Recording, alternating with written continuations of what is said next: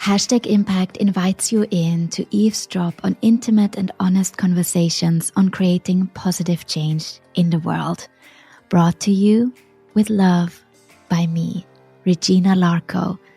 I want to encourage you to get curious about what making an impact means to you. Hashtag Impact started with one voice, mine, and the voice of my first guest. But since then, our team grew. Today, our talented co-hosts and podcasting students record from across the globe. This time, you hear from our guest host Aisha Fauzi, based in Bali, Indonesia. As we got ready to bring you this episode, Aisha and me jumped on a call to work out post-production details and dates. And we got talking about what makes Hashtag Impact Podcast special. And I wish I would have recorded that conversation because I had this massive aha moment realizing that Hashtag Impact has given so many people the courage to share their voice in the first place. I was reluctant to share my own voice when I first started, and many of our guests were nervous to share their story too. What you are about to hear showcases how important it is to believe in your own abilities despite all the setbacks. To keep observing as you put together the pieces of experiences that life keeps throwing at you. Before you notice, the dots start connecting, just like they did for the guest featured in today's episode. And there it is. The courage to start. If you have been wanting to find the courage to share your own voice, my brand new audiobook on how to start podcasting with ease will help. Take a look inside at hashtagimpact.com/book. But first, eavesdrop on Aisha's conversation with Buya to find out how the qualified biologist built a sustainable impact business from scratch.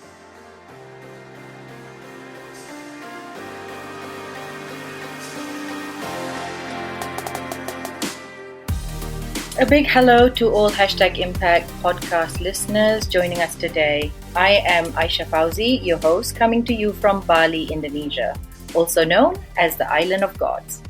This episode is part of Season 5 of the Hashtag Impact podcast, focusing on the United Nations Sustainable Development Goals, or as we like to call them, the SDGs. So today, we're here with Buya Istiqlal, a qualified biologist and the founder of Urban Biologist Bali. And so before we introduce Buya, I'd like to set the scene for you as to what today's podcast is going to be about. So Bali is a holiday paradise island. Due to its popularity, we're so blessed here with many hotels and restaurants, which means that the hungry tourists are catered to in terms of any type of food that they want to eat. Now, many adventurous travelers have also come and ended up settling in Bali. A question that this raises, though, is how does Bali, which used to be a sleepy island of rice paddies, sustainably deal with this urbanization? And this includes the mounting waste problem. Well, Urban Biologist Bali has a solution. So, Pak Buya, welcome to the episode today. Hello. Hi. How are you? I'm very good, thank you. That's great. Thank you so much for joining us today. So I think let's just jump straight into it. So what does your company, Urban Biologist Bali, do? Well, Urban Biologist Bali, Yes. we are focused on waste problem, and also we care about the non-using pesticide, and also we a group of people, local biologists, who finding the database of local biodiversity as well, and each part like waste, pesticide, has their own project. For example, in waste we have Urban Compost Bali project. In the reducing pesticide program, we got Urban Mosquito Bali. Yeah, that's about us. Excellent. And so one thing that I came to know about your company is you also have the urban compost scheme. Exactly, yeah. And so for the listeners who may not know about the urban compost scheme that Urban Biologist Bali offers, it's basically a scheme where households and restaurants can pay for a service where you get a bucket every single week and you throw out your organic waste. And in return, at the end of the month, you will receive a Find compost product. I want to say a lump of compost, but that's not right. You will basically receive a pile of compost, which is really fluffy dirt ready for you to use for planting any vegetables or flowers that you want. Exactly. And this is a really healthy organic soil that actually helps biodiversity. And so in terms of the compost system that Urban Biologist Bali has, can you just talk us through the process? And actually, before we even go into the process, how did the idea come up for you? Well, it was on 2019 when the first time Urban Compost Bali launched. Before that, I had some experience working with other company. Most of them focus on environmental. And during that time, I figured out that, well, they all have solution, but the solution sometimes not really practical to the very low level of people. I mean, on all the people, they focus on plastic, they focus on non-organic collection, non-organic, but I couldn't find any of them focus on organic waste. Food scraps. Food scrap, and also the garden waste. Well, but I'm just wonder why no one care about the organic waste, food scrap. That's come an idea for me. I know that food scrap is a really good raw material for compost, for soil, but then I was searching how can I take benefit from that, because on that time before 2019 there was a time when I was jobless. I was jobless, and I was still trying to find a new job, but I cannot be like this all the time. So, and I know there is a problem, I know the solution, and then that's come an idea to build urban compost. The pickup and the idea is, how can I collect the food scrap or any organic waste, not to send to landfill, instead compost it. That's how urban compost was born. And regarding the process, actually there is no super science process in making compost. It's a lot of error, a lot of trial, but now we already have a fixed method how we can make compost more efficient.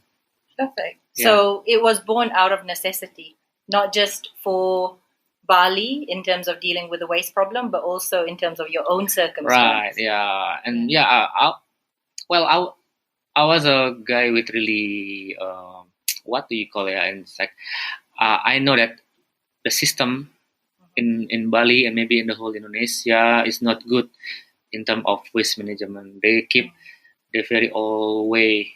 They just collect everything, send to landfill, collect everything, send to landfill. That's happened in Indonesia. And I know this must be changed by having a composting program from Urban Compost. We also, by the same time, promoting everyone to separate their waste. We tell everyone that your food scrap can be really useful, can benefit to environment, can benefit to people. Right. Yeah. Yeah. So you're connecting the dots, aren't you? Because ultimately you're identifying a problem that you can see, that you can witness on a daily basis. And you're going that step further based on your qualification as a biologist and trying to find a solution that works, not just at a personal level in terms of generating an income for yourself, but also from a social perspective, right? Because you're now taking a solution and making it a community solution. Right. And so it's super fascinating. It's something that I think represents a scalable solution that we would like to see in more towns and cities in the world, and definitely in Indonesia. Yeah. So in terms of where you see this business going, how has Bali responded to the services so far? Well, since we start the program, so we got almost 500 sign up and join the program. That's also including, I guess, 20% was a businesses. So that's really contribute to no waste to landfill from our client, and we making compost from the food scrap. But yeah, unfortunately, not so many local people in Bali already joined. That's one issue that we want to fix.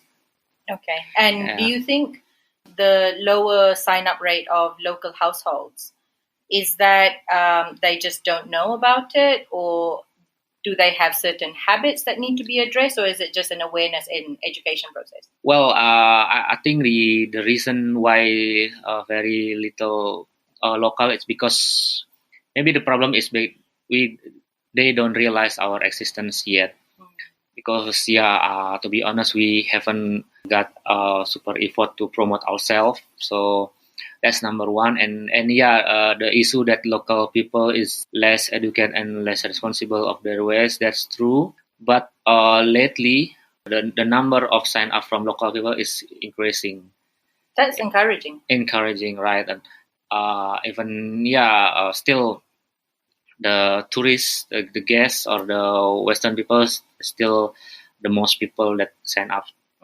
So perhaps it's based on awareness that foreigners may have in terms of having seen a similar service in their countries and their towns and cities, and wanting to address that issue again in a similar way. And you're doing this great thing by providing the service. And so I think one thing that we have really seen in terms of these composting models is that a lot of them are NGOs set up by local councils or governments wanting to actually increase waste separation to reduce the amount of organic waste that goes to landfill.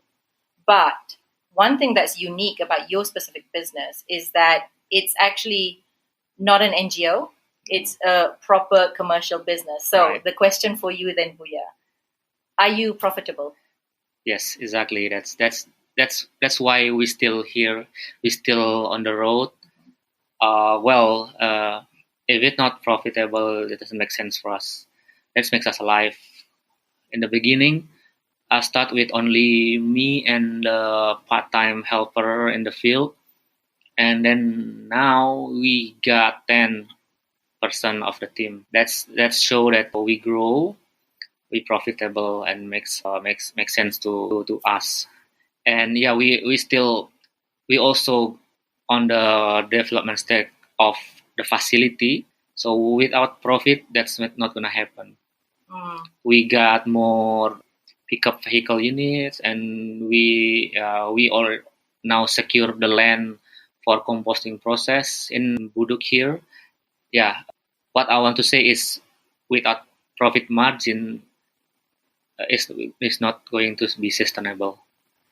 That's the concept we and that's a really good point. Yeah, I think one thing that shows that you have actually been growing at a really good rate is you now have, is it 3 locations in Bali? Exactly. We now have 3 operational zone in Sanur, in Bukit area, and also here in China. And so if we can help our listeners imagine a little bit more visually in terms of what these locations do, right, that you have, can you maybe talk us through very simply the chemistry behind how compost is actually made, all the way from when you collect the food scraps from your customers, all the way to when the compost that is ready to now be delivered back to your customers is ready. So step by step, what does that process actually look like?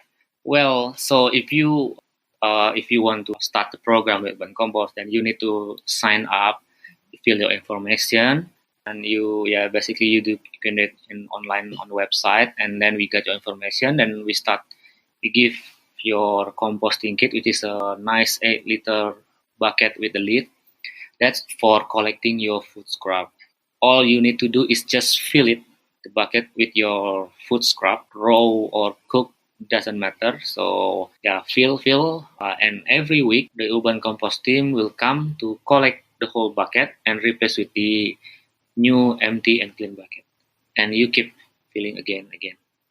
And the bucket with full of the food scrap will be sent to the composting facility, which may be in the Canggu, Sanur, or the Bukit area. And then we put the organic scrap there to be composted, combined with the kitchen scrap, food scrap, and combined with the garden scrap. By very simple method, we do turning, mixing, and watering, and it takes less than 3 months. At the end, it turns into something that looks really same with the dirt, like soil, black, and smell very good. Yeah, and that's a sign that the compost is cooked and finished.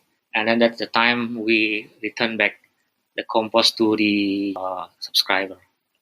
And so if I'm to understand correctly with what you just said there, Buya, it means that you're not using a secret formula or a secret recipe for compost. The secret formula is, we need to understand that the materials, that most material contain more nitrogen, the other material contain more carbon. On a very simple way is there is a wet waste and dry waste. We need to combine all the material into the very right portion. I can say like 1 nitrogen or 1 wet waste with 3 or 4 dry waste. That's it, the very important first step.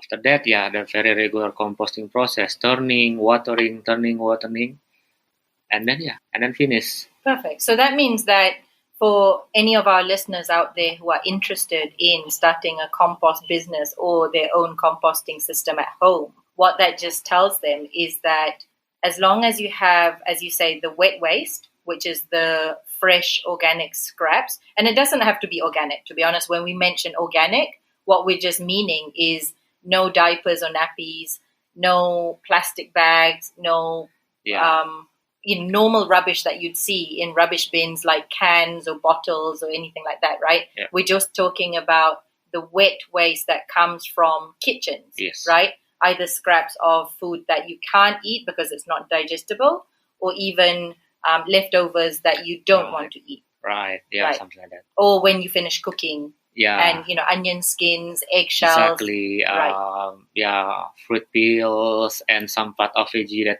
lost when you prepare the food. Right. Okay. And of course the leftover and the plate. Yeah. Yeah. Yeah. Or even if you've cooked too much, or if you've cooked something and it's gone off. Or even rotten meat, rotten eggs that can be compost. So you actually, in terms of your wet waste, you combine meat products.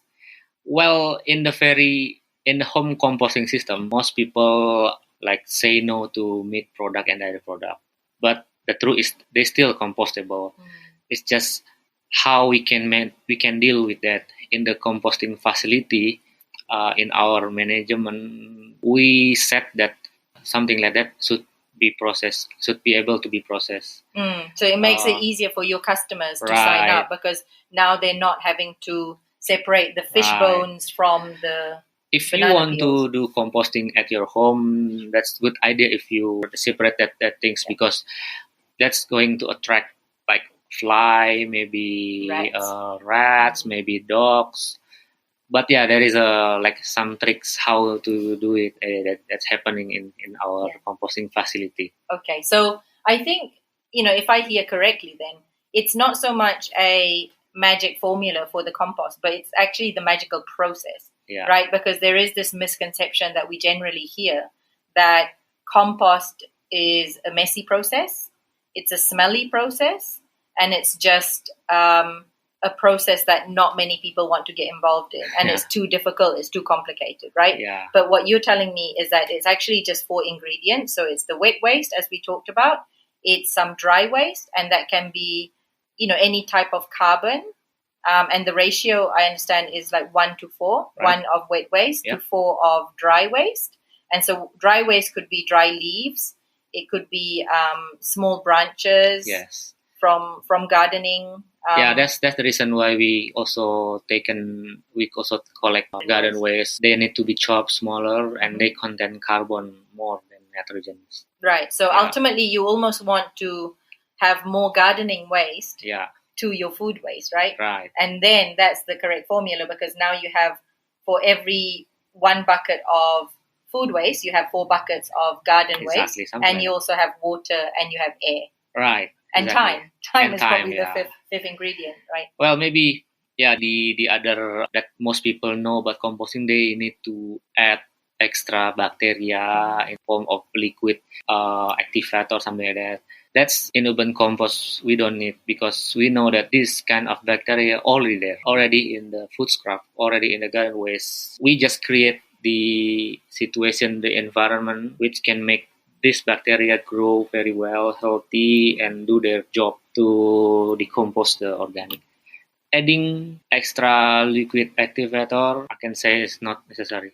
Yeah. That's great. Yeah. Okay, and I think that probably cuts down on the cost that you have. Exactly. As well. Yeah. That's in maybe before there is a composting company that focus on producing compost. Yeah, one of the mostly cost is the cost for adding the bioactivator, which is expensive. Perfect. So I see this is almost like a good science project for children at school to do, because if you have the school cafeteria, which has food waste coming from the cafeteria, you've got the gardens and the grounds of the school, including maybe the soccer field, right, from which you get the garden waste.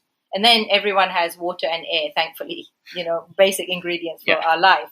So this is something that potentially school science projects can explore and start a compost system in their school and see how that works.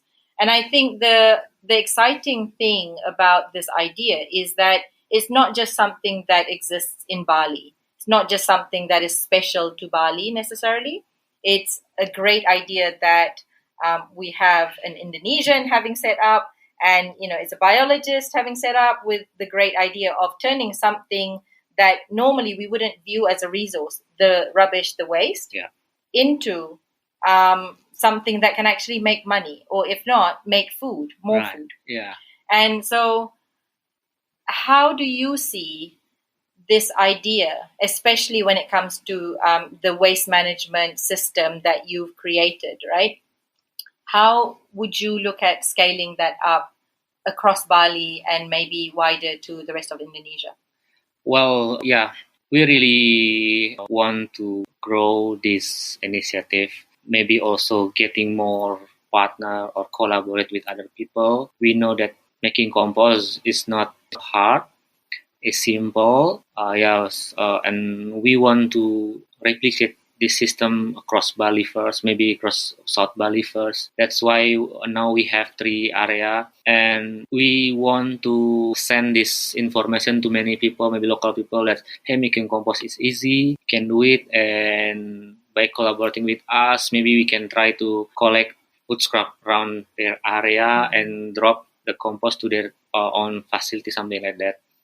And regarding to the school project, this is really good school project. If the school want to have this composting program in their school, student can get involved, and so many things can be learned from the compost. They can see the process, they can see the biodiversity in the compost pile, and there are so many practical things they get in the class happening in the compost. And I think that's a really interesting point you make there, Buya, especially around biodiversity. And I think with your qualification and your training specifically as a biologist, it's probably a great subject to touch on with you. So I want to explore a little bit more in terms of biodiversity. Why is compost potentially a better type of soil to use for planting compared to, say, just buying potting mix from a plant nursery?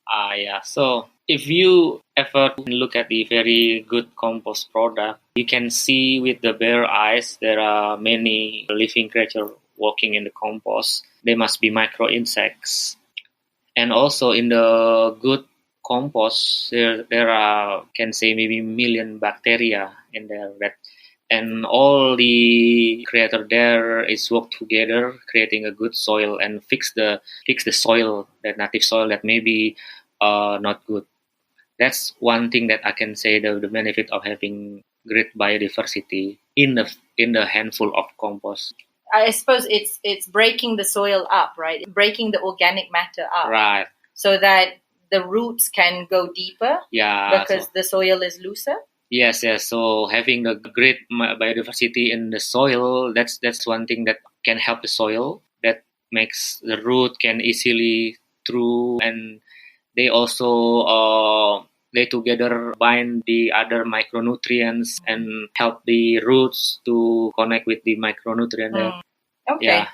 Fantastic. Now, I think this balance that nature actually has, that we're now tapping into through the creation of compost, is something that is gaining more popularity. And so we're starting to see even Netflix programs, right? I know I've seen the documentary called Fantastic Fungi. Oh, yeah. And then there's another one called Kiss the Ground. Kiss the Ground. Kiss the Ground. And it's a documentary on fixing carbon, which is one of the biggest greenhouse gases in the air at the moment, causing air pollution back into the soil, right? Yeah. And so in terms of the positive effects that your commercial business has in terms of the environmental effect, we can't even measure, right? This is like beyond comparison, because obviously it's something that we know is a huge problem. We've had recent government meetings talking about climate change.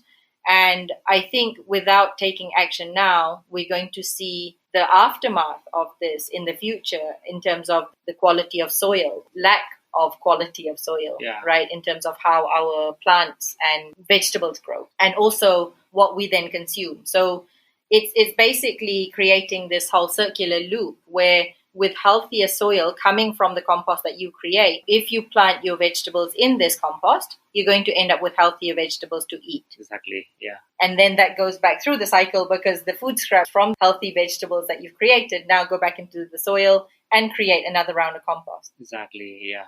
And so biology is obviously your forte, your expertise. You've got other services that you also offer as part of your business. Yeah. And so how do you also offer these other services to the community in Bali? Yeah, that's the next program we got is the urban mosquito. That's the program which we provide the mosquito treatment without chemical involved in the program. So no pesticide? No pesticide. And the program comes when I see most people here in Bali, especially they do fog fumigation, spraying chemical into their environment because of mosquito, which they not only kill mosquito but also kill the other beneficiary insect in the garden. And also they forget about the chemical itself for air, for their health, and also they forget that the chemical maybe stay on their property. There is so many bad things having a fumigation, but I know that there are a solution. There are a method to fix the mosquito problem without that. That's how one mosquito program is born. The point is we want to introduce people that, hey, we don't need this kind of fumigation to reduce the mosquito. We want to show people this is how to do it. And how would you do this? That's actually when here in Bali, when I was a kid, I was taught that mosquito life cycle is from eggs and then the larvae and then pupae and then the adult, and they take in the water when they in the larva stage. And that's come an idea. We can easily kill the larvae, but not the adult. But if we can prevent the larvae, then no mosquito. That's a very simple concept. You're going back to the source. Yeah, we kill or we prevent the mosquito larvae, and then no mosquito. And for people listening at home, how would they identify where they can find mosquito larvae? Well, yeah, this thing is really neat experience. I mean, they can be in the very mysterious place and a hidden place. They can also be found in the plants, because some plants is positively associated with mosquito larvae, but most of them are related to the improperly waste management. For example, non-organic waste can that collect water and they careless about that, and raining comes and then it's become mosquito breeding site. Yeah. Okay. I mean, I think one thing that I've seen at some resorts here in Bali is you start with, say, a coconut that's cut in half. Yeah. And sometimes it creates like a bowl, right? That the rain just, you end up getting water in the bowl after rain. And so that's the kind of place where mosquitoes can lay eggs. Right. So there are so many cases how water collected accidentally and become a mosquito breeding site. Can be from the draining system that not flow well, and can be from the gutter from the rain, and the abandoned pot with water. Or swimming pools. Abandoned grass. Well, that's number one. That's to be fixed, the waste management and how they maintain their waste. And then yes, there are some natural process how can mosquito thrive very well, because maybe in their area there are a lot of plants that associated with mosquito. For example, like the traveler palm, the bromelia, and celosia, the elephant ear. That's example of the plant that can collect water and can be placed mosquito can breed. And there is a trick how we can manage it. I see. So you basically identifying the common habitats for mosquitoes. Right. And using your biology knowledge, you're identifying how you can stop the mosquito eggs from actually hatching and creating a new population of mosquitoes. And the other things that you need to know that the mosquito that bother us is the female one, because they the one that bite us because they need blood, they need protein to lay egg. And the female is the one that lay egg, of course. And once we successfully clear the area, for example, we clear with no standing water, or maybe we can make the standing water not suitable for the female mosquito to breed, the female mosquito will fly away, which means in their area will save the mosquito by the time. Okay, that's fantastic. So it seems that Urban Biologist Bali is a company that has many different benefits, many different areas of expertise. And it seems that the synergies that you bring as a biologist is to create a safe human habitat, either through managing pests, but also through safe and sustainable waste management in a way that actually brings the kind of biodiversity that we as humans want, not the biodiversity that we don't want, such as mosquitoes, right? This is a really good business model. Ultimately, we see a lot of ideas born out of necessity nowadays, and that goes back to the start of the discussion we had today. And so for young people and, even some of these school students who may be listening to this episode today and keen on taking on board, some of the ideas you presented here, what advice would you give to, say, a teenager looking at trying to solve environmental problems in today's world? Well, if as a teenager, maybe what I can give an advice is put your daily life into something that meaningful. Don't waste your time, for example.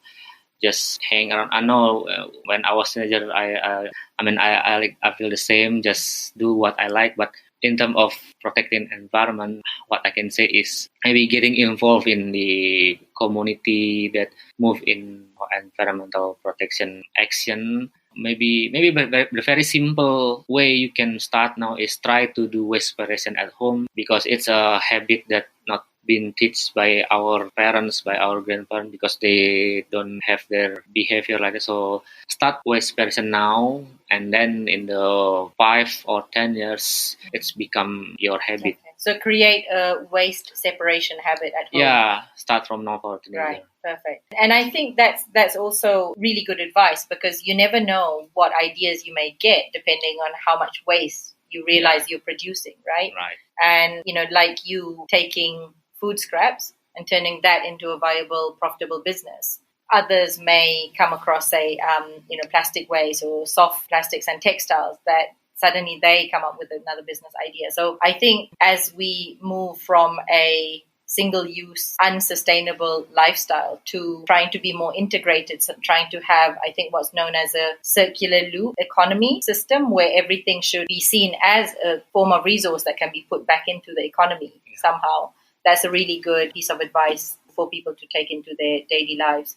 So before we end and before we wrap up for today, what we normally do as a tradition for our episodes is we have a quick fire round. So this is 3 questions, and I'll ask these 3 questions one at a time. And if you can just think of the first answer off the top of your head, that you just shout out, okay? Okay. So the first question is, making an impact to you means? Means act out, not staying at home, not only listen and go outside. Awesome. That's a very important, I think. Good. And then second question. Yeah. So who inspires you in terms of how they tackle the United Nations SDGs? Could be a person, Well, it comes in my mind is the one that inspire me, but I don't know if they have a very good action in environment is Pak Ahok, Basuki Cahayapurnama. Okay, and he was a former of Jakarta governor, but what I'm taken from him is their what do you call like social their attitude. awareness? Pak Ahok is very good example as a leader. They're very firm, and what I see from him is he always do the right. They are political person, but what I can see from him is they cannot follow. They compromise on their values. And then finally, last question. How could everyone right now do something to make the world a better place? Start waste separation at home. Waste separation at home. Yeah. Okay, very good advice. So, Buya, it's been a pleasure. It's been very informative. I've really enjoyed our chat, and hopefully the #Impact podcast listeners have also found some really useful information.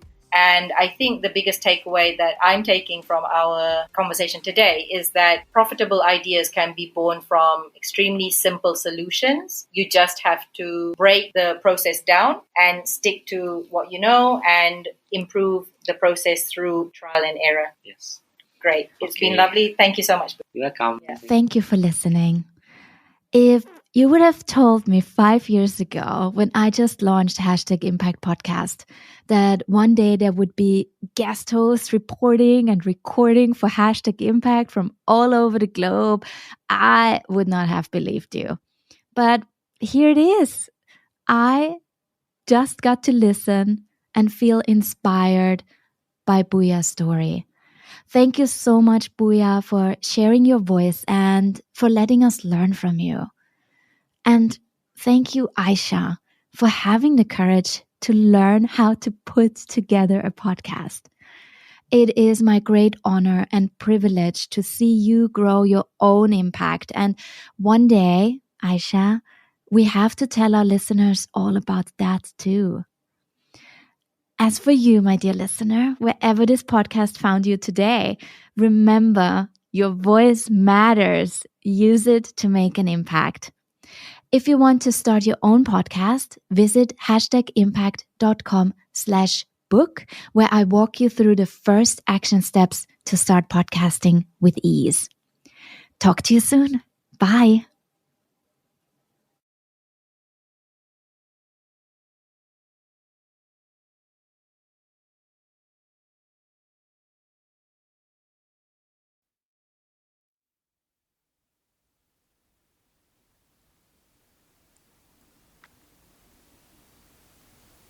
Hey there, I just wanted to check in if you've been enjoying these little Easter eggs we're leaving in the past few episodes all the way in the end. You'll always hear these special treats.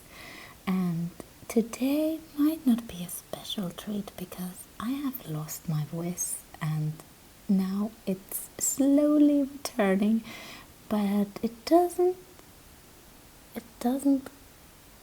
sound quite right just yet. Also, you might notice that I'm recording with my headphones and not with my really, really cool podcasting mic. So, apologies for that. But I just wanted to check if I should keep doing that with these Easter eggs. Should I keep doing that? think that's a good idea? Let me know. If you're one of the people listening all the way to the end, I really want to know who you are. I'm so curious. Can you send me a quick email to tell me who you are? You find me at regina@hashtagimpact.com. Thanks so much for listening.